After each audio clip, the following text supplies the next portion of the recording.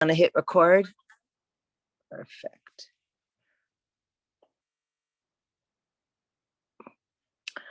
Okay, I would like to welcome everyone to the first of our four-part series Shiur on R Moshe Cordovero, Devorah, in preparation for the Yamim Noraim, the high holidays.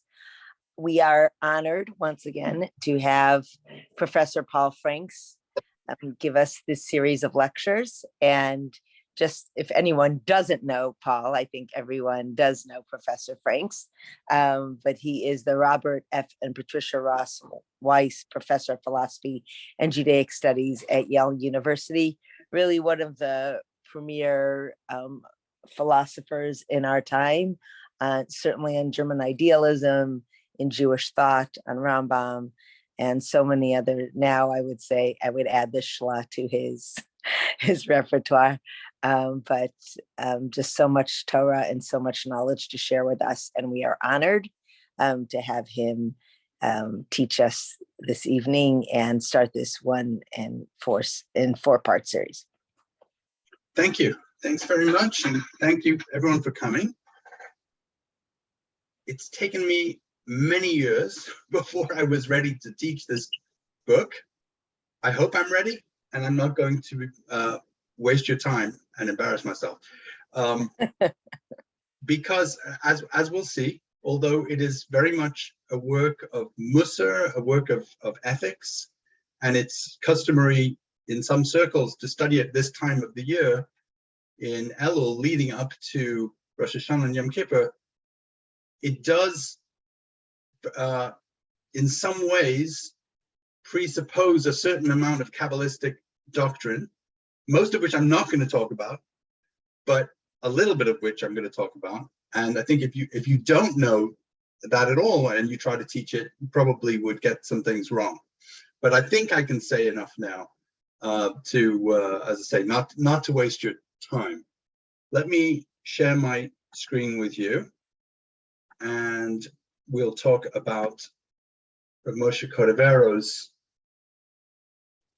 book, Devorah, the Palmtree of Deborah.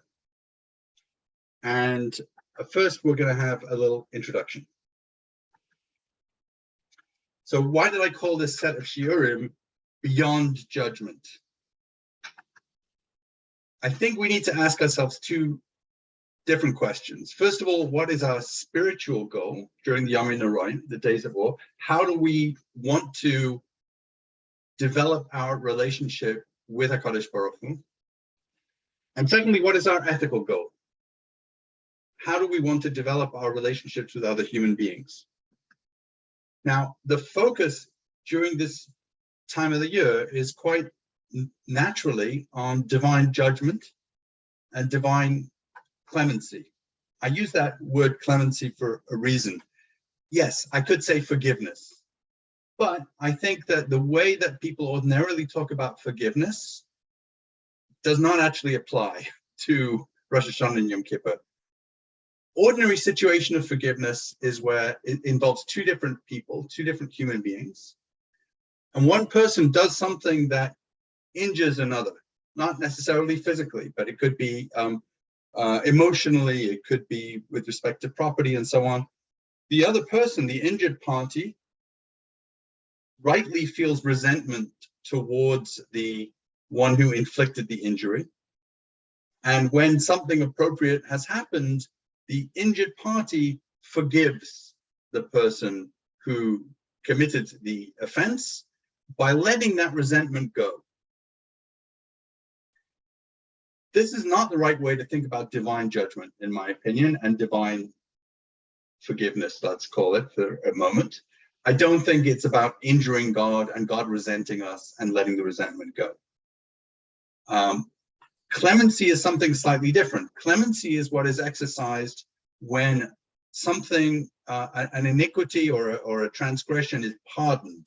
That's the closest we get to it. The term clemency is used when in the United States, the president commutes someone's sentence or else pardons them. And this is one of the traditional prerogatives of the sovereign in England of the Queen, which was carried over in United States to the office of the president.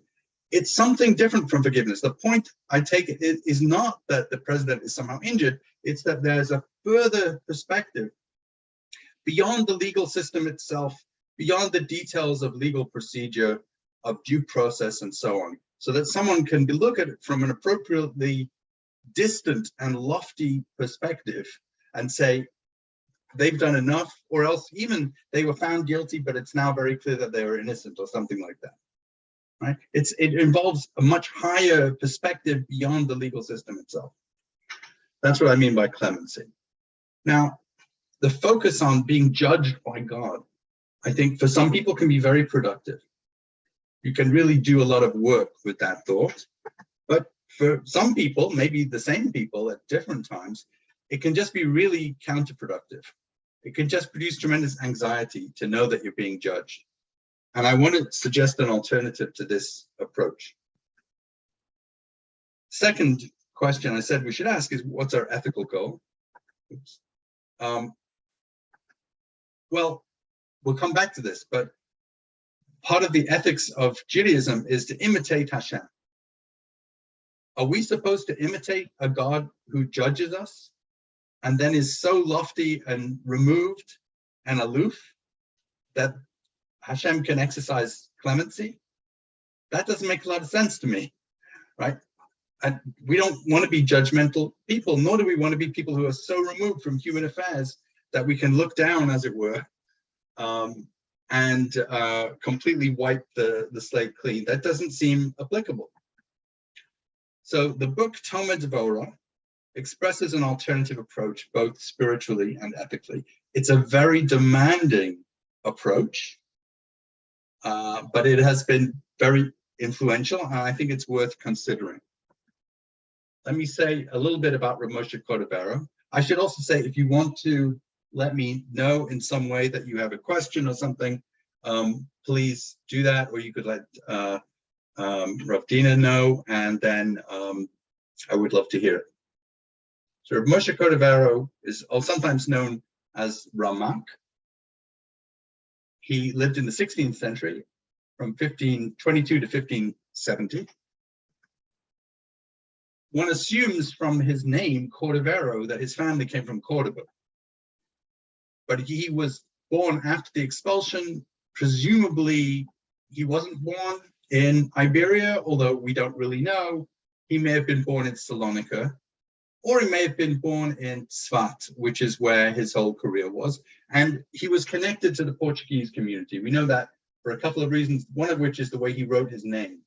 Apparently, although I'm not an expert on it, it's a Portuguese way of spelling Cordovero. Now, Tzfat became a really important center of scholarship in 1535. There was something going on before that, but this is the time when Reb Shlomo Alkabetz, who we know as the author of L'cha Dodi, we say on Friday night, and Rav Yosef Karo, who wrote the Shulchan Aruch, together with a bunch of other people, migrated to Tzfat. They lived in, this is all part of the Ottoman Empire, and they lived in Turkey before. There's a famous story, which you may know, that Rav Yosef Karo, on the night of Shavuos, when they were staying up all night, heard this voice, this heavenly voice, telling them to go to the land of Israel, and they went to Tzfat and became an incredible center of Torah study. And again, we don't know whether he was born there, but Ramak lived there, and he became the brother-in-law of Reb Shlomo Alkabetz, who was considerably older, whom he regarded also as his teacher. Now, he tells us that when he was 20 years old, so presumably 1542, he heard a heavenly voice that he should study Kabbalah with his brother-in-law, Reb Shlomo Alkabetz. So he's 20 years old. And absolutely incredibly, by 1544, so that's only 2 years later, he had apparently completed this amazing book called Pardes Rimonim, which is an encyclopedic survey of all of Kabbalah. It's hard to believe that someone so young could write something like that. It must have been a very intense 2 years. It's the best master's thesis I've ever seen. And it's equivalent, I suppose, to Rav Yosef Karo's Beit Yosef, where he sort of summarizes all of the halachic disputes up to his time. Other books that Ramak wrote include the enormous commentary on the Zohar called Or Yakar, which has only just now been printed. It's been circulating in manuscript for a long time. Various works on Jewish practice. Sefer Gerushin, which is about the various wanderings that he undertook to enact the exile of the Shekhinah. Seder Avodas Yom Kippurim, about Yom Kippur service in the temple. Kehilah of Moshe, which is his commentary on the Siddur, and a very important philosophical book called Elima Rabati. Probably Talmud Devorah, which is a separate ethical work, is related to Elima Rabati, which I'll say more about in a minute. We know that he was the Rosh Yeshiva of the Portuguese yeshiva in Tzfat, so it was for people who came from Portugal or were descendants of Portuguese exiles. And he also had an informal fellowship of older students, and many people heard about him and came to Tzfat specifically to study with him, the most famous person being Rav Yitzchak Luria, the Ari, although the Ari arrived probably just a few months before Ramak passed away. So he didn't study with Ramak for very long. Nevertheless, he did come to be his student in some way. So what about this book? Why is it called the Palmtree of Deborah? The truth is, it's a bit of a mystery because the book does not offer any explanation of the name, but I think we can help a little bit. First of all, it's clearly alluding to a pasuk from Shoftim, the book of Judges, about Deborah. V'hi yosheves tachas tomer Devorah, bein haRamah bein beis el b'har Ephraim, v'yalu eleo b'nei Yisrael hamishpat. She, Deborah, used to sit under the palm tree of Devorah between Ramah and Beth El in the hill country of Ephraim, and the children of Israel would ascend to her for judgment, mishpat.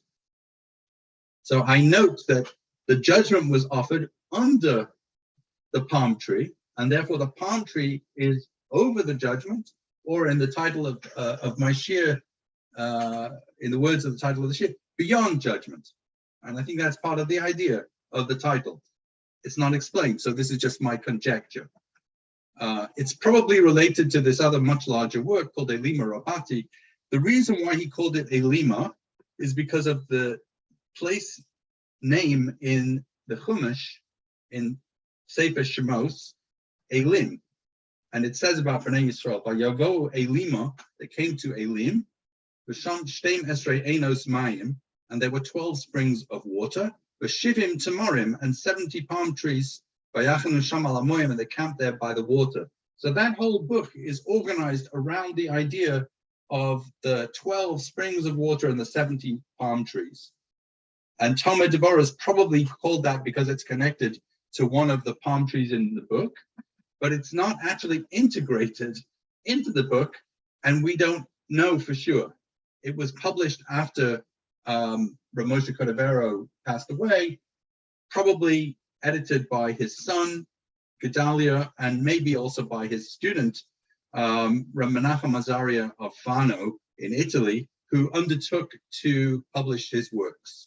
So I think it's related to something in the book, and I think it's also possible and likely that it's to do with the unity of the male and the female, and we're not going to talk about that now, but we'll get to it in a future shiur.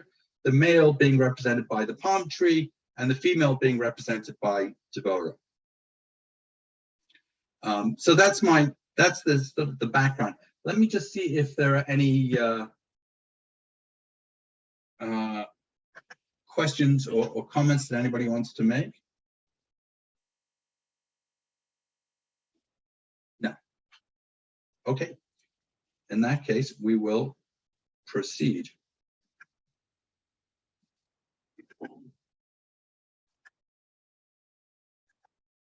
I want to mention 3 important additions of the book because they show the influence that it's had. The first, starting on the left, is from Venice in 1588. That's the first edition. So that's a few years after Moshe Cordovero's death in 1570, 18 years later, but still during the time when they were first spreading his teachings, and all of his manuscripts and things were sent to his student in Italy, the Ramak of Fano, who made sure that many of them were published. The middle edition is from Prague in 1621, and that's important because it was about spreading the importance of this book among the Ashkenazi community in Northern and Eastern Europe. And in particular, the Shiur, the Shnei Luchos HaBris, as he's known after his own famous book, Rabbi Shiur Horovitz, who was the Rav of Prague and later of Frankfurt and then of Yerushalayim, wrote the approbation of this book and said, it's a mitzvah to buy it. This is the most important book that you will buy. And he reiterated that in his own work, the Shiur, which came out after his own death. So this really spread the book throughout Northern and Eastern Europe.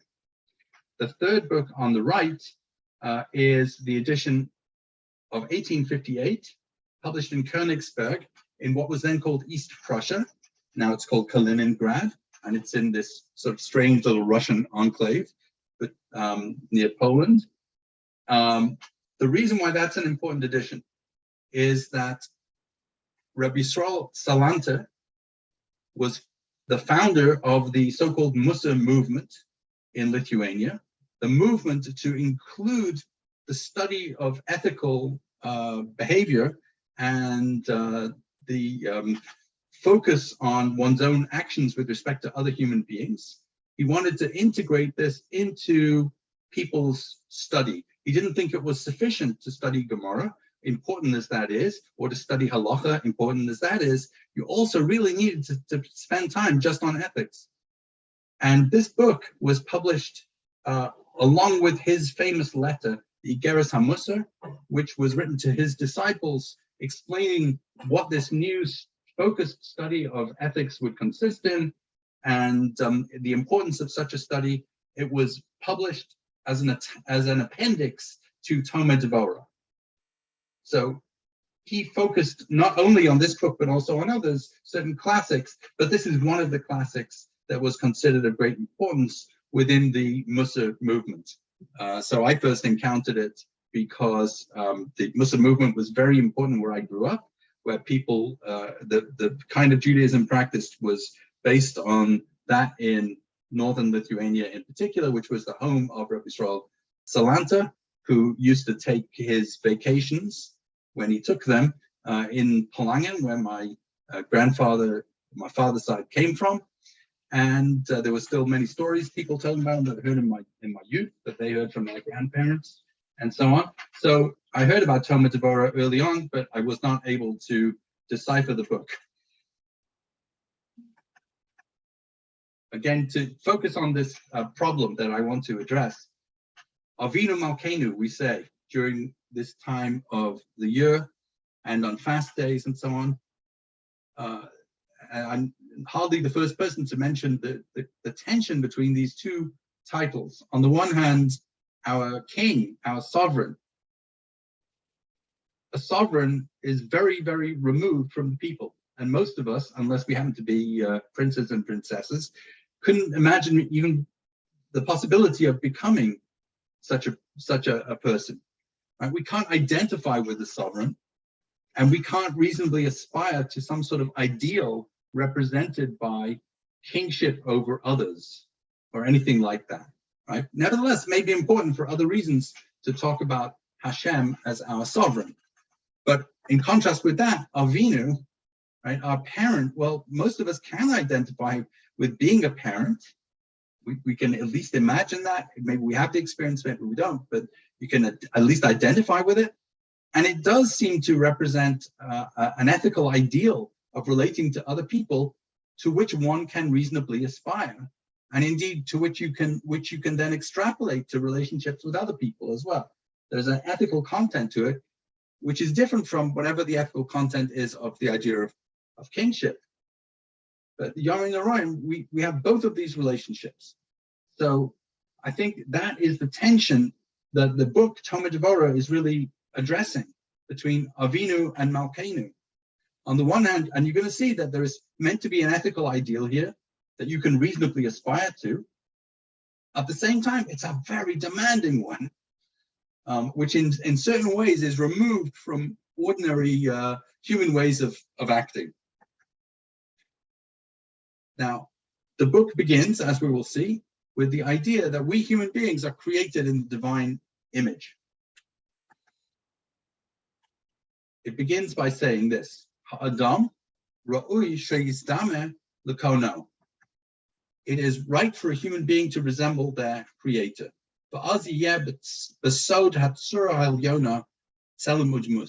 And then they will participate in the mystery of the higher form, both image and likeness.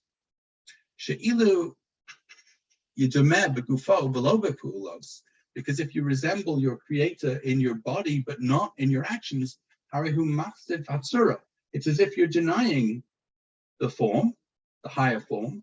Yamru Allah, and people will say of such a person, Surah na'eh umasin ku'urim. It's a beautiful form, but ugly actions. And there'll be a tension between the two. So you already have a beautiful form, you're a human being. And now you need to make sure that your actions are equally beautiful. Now, obviously that's referring to the fact that Hashem created us, but Salmenu Kidmusenu, as it says in Bereshis, in our image and according to our likeness. What does that mean, though? Well, in the rationalist tradition of Jewish thought, for Rambam, for example, the image is the intellect, and the intellect is removed from anything that has to do with the body. But for Ramak and other Kabbalists, the image is not just the intellect, it's the form that is emanated by Hashem, by Ein Sof, by the infinite, and it's structured by the 10 spheros. How to translate spheros? There is no simple translation, but there are three main ways to translate it. It can mean numbers, like lispor, to count. It can mean limits or bounds, like safar. And it can also mean luminescences, something that shines, like the word sapphire, a sapphire. And what's important here is that for the Ramak and other Kabbalists, these 10 spheros encompass intellectual, emotional, and even sensual capacities. That's what the image of God consists in. And of course, this is something that the Rambam would object to, and that's why Rambam started his book, The Guide of the Perplexed, by talking about the word selem, the word image, and saying that it just means intellect, nothing else. He's saying that because he knows about this other tradition and he's rejecting it. But from the Kabbalistic point of view, we're supposed to resemble Hashem, not only in intellect, but in our whole embodied set of capacities. Let me again pause there and see if people have questions.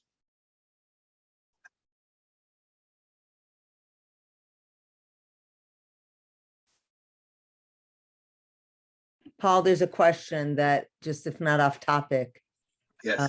He seems so, I'm sorry, I'm trying to read it. He seems so, I think he meant emotionist. No, emanation. Right. Emanationist.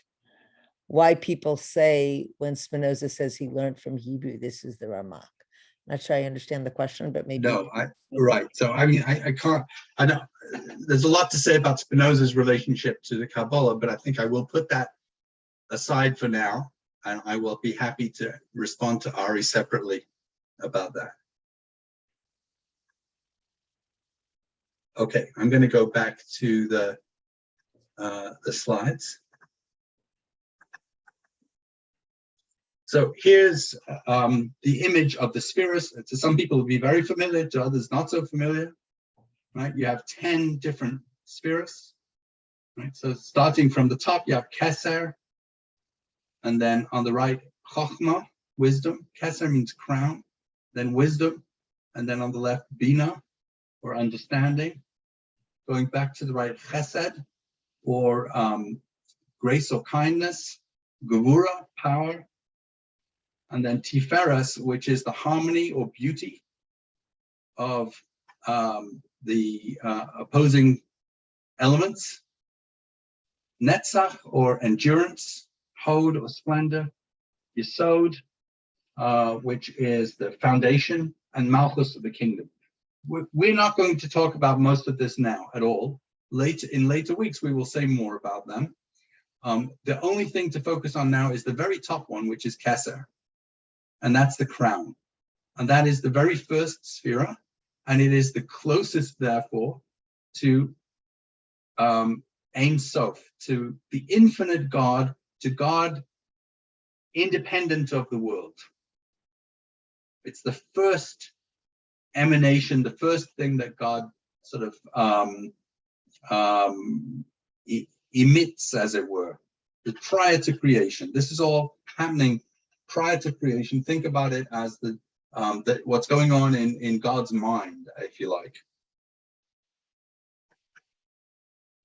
Now, Talmud Devorah focuses on the 13 attributes of mercy.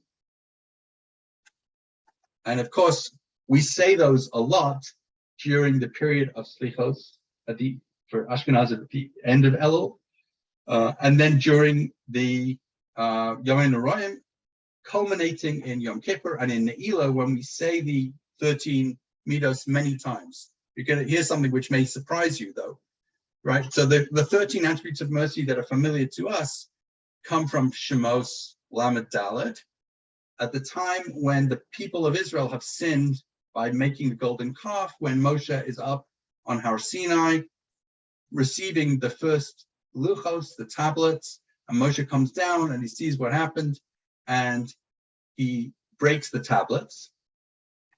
And then Hashem says, and it takes various measures, and then Hashem says, okay, now make second tablets, right? It's at that point when Moshe has prepared the second tablets, and he's on Har Sinai on his own, talking to HaKadosh Baruch Hu, that there's the whole episode that leads to the recitation of the 13 attributes of mercy.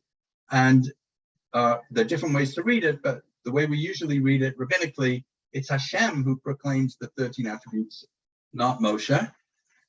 Right before that, Moshe says to God, Hodieni es derachecha, show me, please, your ways, derachecha. Now, that is presumably connected to another use of the term derech, the way of Hashem. Much later in the Chumash, in Devarim, Kaf Ches, we are told, V'halachta b'drachav, you should go in or walk in Hashem's ways. And that is the basis for the mitzvah of emulating Hashem's actions. So Rambam emphasizes that these are actions. We cannot say, because Hashem is so far removed from us, that Hashem actually possesses moral qualities, moral character. But we can say that Hashem performs actions that resemble the actions that in us proceed from the moral qualities, right? He says, from aptitudes of the soul, the meaning is that he, may he be exalted, is not that he possesses aptitudes of the soul.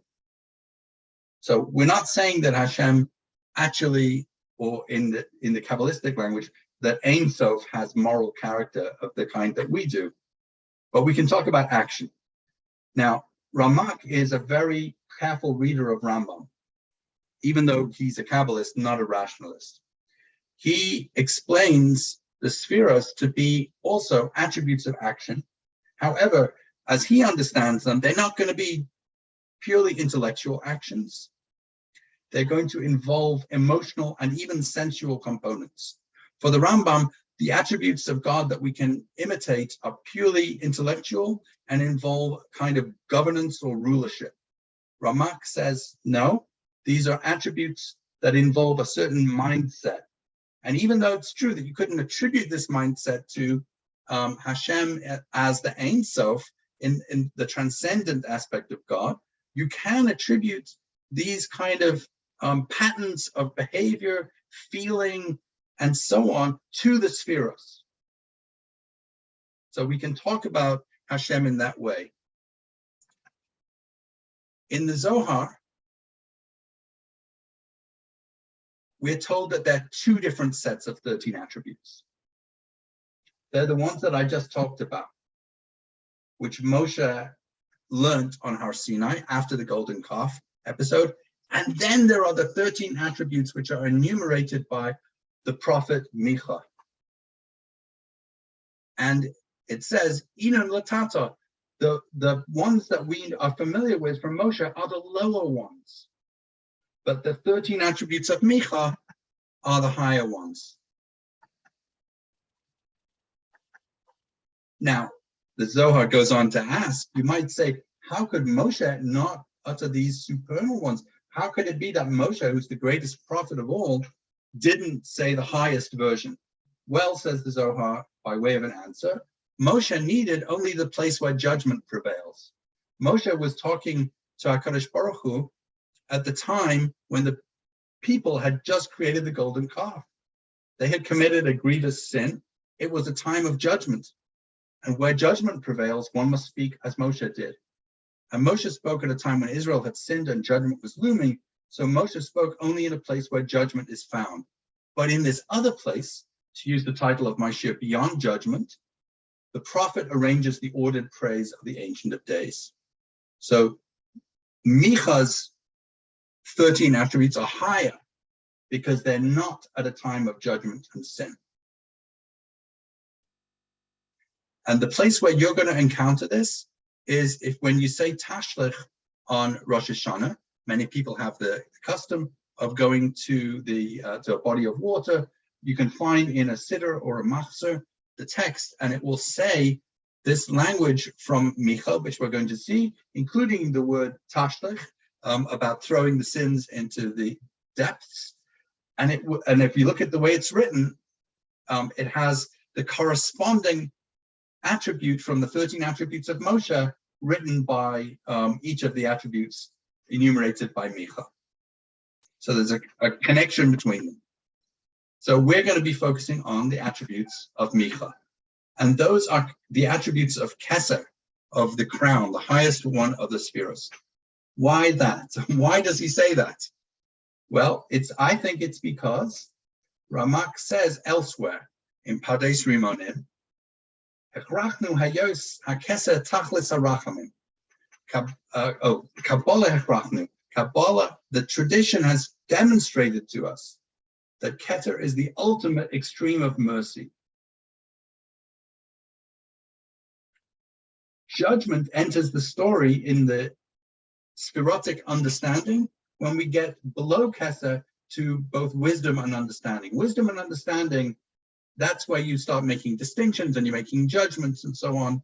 But above judgment is pure mercy, unalloyed mercy. Now, these correspond in the Zohar to something which I don't understand and I'm not going to talk about, which are the Yud Gimel Tikkunei Dikna, the emendations of the beard. Not going to talk about that, even though it's clear that Ramak has that in mind, and no doubt it would be a much deeper shiur if I were going to talk about it, but maybe another year.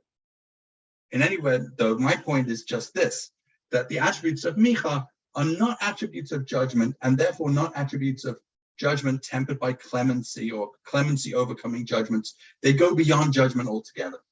And they represent an ideal of divine behavior that we're supposed to emulate that goes beyond being judgmental people. So there's an ethical ideal here, as well as a different way of relating to HaKadosh Baruch Hu. So it's not just about Hashem judging us. There is a time when judgment is appropriate, like when they created the golden calf. Sometimes things are done that require judgment and so on. But there are other relationships that we have with HaKadosh Baruch Hu, which do not involve judgment. They're just unalloyed mercy. And there are also relationships with people that we can have that don't involve judging them to be good or bad.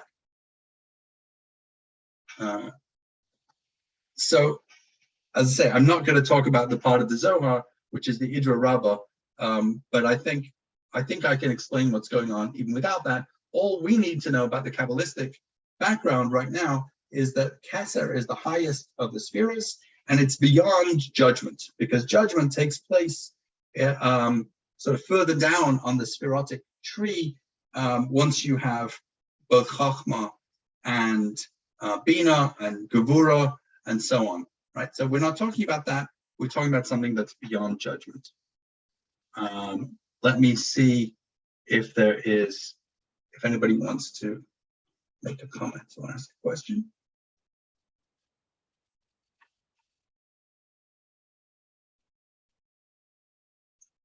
No? Okay.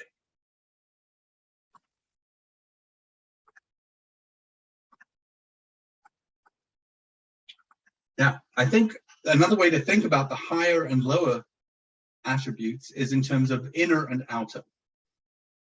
Rambam provides some of the background for this, I think. Some of you may remember this since we studied it a couple of years ago, right? So Rambam says that in general, you should try to take a middle path with respect to dispositions, but there are exceptions. And the most important exception is anger. Anger, he says, is an extremely bad disposition, and it's fitting for a person to self-distance from it to the opposite extreme, teaching themselves not to become angry, even regarding something that merits anger, right? So you shouldn't be moderate with respect to anger. You should completely get rid of it. But, and this is the important point for my purpose tonight, Rambam says, if one wished to cast fear upon one's children and other members of the household, or for example, I would add, if you're a teacher and you have students, right, you need to discipline them in some way, right? And one wished to be angry with them so that they would improve, one should show oneself as angry in front of them in order to punish them. Right? Maybe you don't need any punishment beyond just showing yourself to be angry. But privately, one should be of a calm mind, like a person who is acting, or a person who impersonates somebody at the time of anger without actually being angry. And I think there's something very similar that goes on in the Ramak's attitude towards the attributes, right? So the attributes of Moshe are judgmental attributes. They are necessary at a time of judgment and discipline. But what's going on in the discipliner's mind, as it were, ideally is not the same thing as what they are manifesting. And here I have to tell a personal story. When I was about 14, I got into trouble at school. I didn't get into much trouble generally, but I did get into trouble when I was 14 because twice I left the school premises with my friends. Right? Once because rugby was canceled, it was pouring, and we left. And we shouldn't have done. And the second time because a teacher was very late and we thought he wasn't going to show up, and we left. And I got into a lot of trouble. And I was called out of class, which was a big deal, and brought to sit and wait for about half an hour outside the headmaster's office. And then the headmaster berated me. This is a big school of about 1,000 people. He didn't often talk to the headmaster.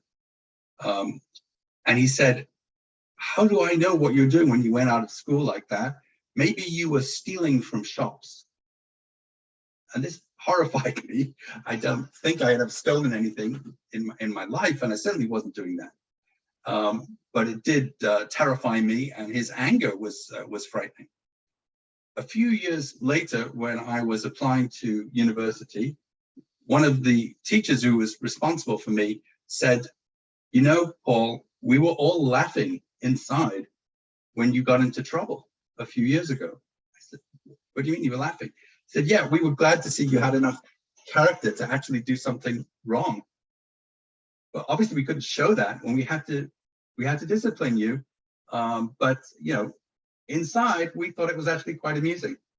We knew you weren't stealing, but we had to say that."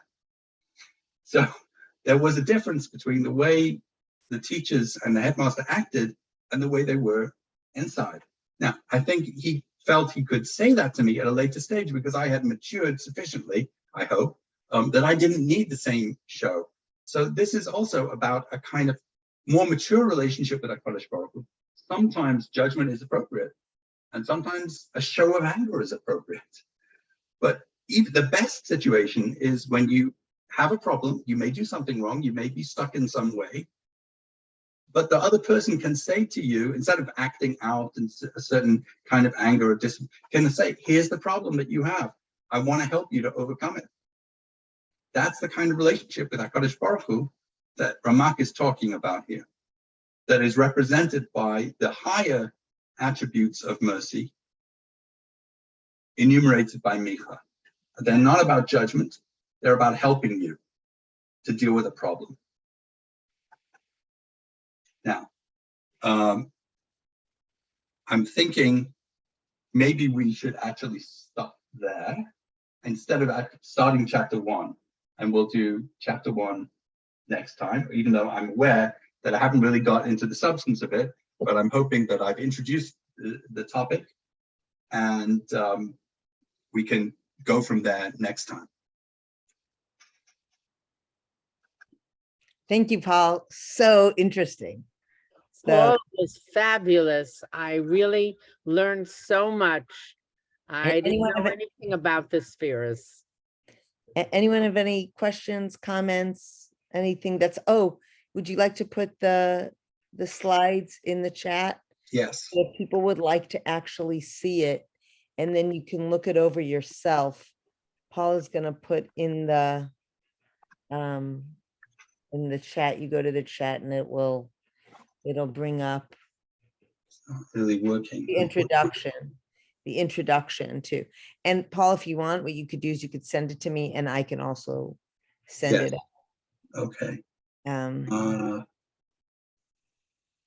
Hold on. I also have to review some of this. Dina, that would be very helpful if you could do that. Yes. I'm trying to do it. And our homework is to review it for the next class. Yes. The next class will be on Monday night, not Tuesday night. Yes. It will be on Monday night at 7:30. Just so everyone to know. Okay. Great. Paul, Very enlightening.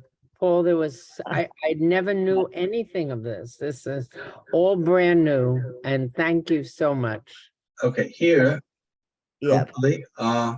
Here. Does everyone see it? Where it says Frank's Tomer Devorah in the chat. Go to the chat. You can open that up.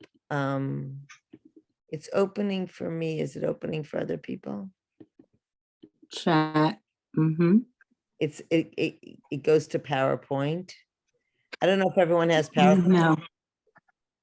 I don't know if everyone has PowerPoint. So you know what, Paul? Yes. You'll send it to me and I will Sure. share it with people. And I also put this is a link to the text, although I'm not sure if there's a translation, but I can also send the English translation. As we start reading Tomer Devorah, Yes. this is the text of Tomer Devorah here that Right. Paul sent. Okay, this is good. So I'm going to, okay, fine. So I'm going to send this out in the bulletins so that people have it, and then we'll go from there. Thank you. Wonderful. It was wonderful. Everyone.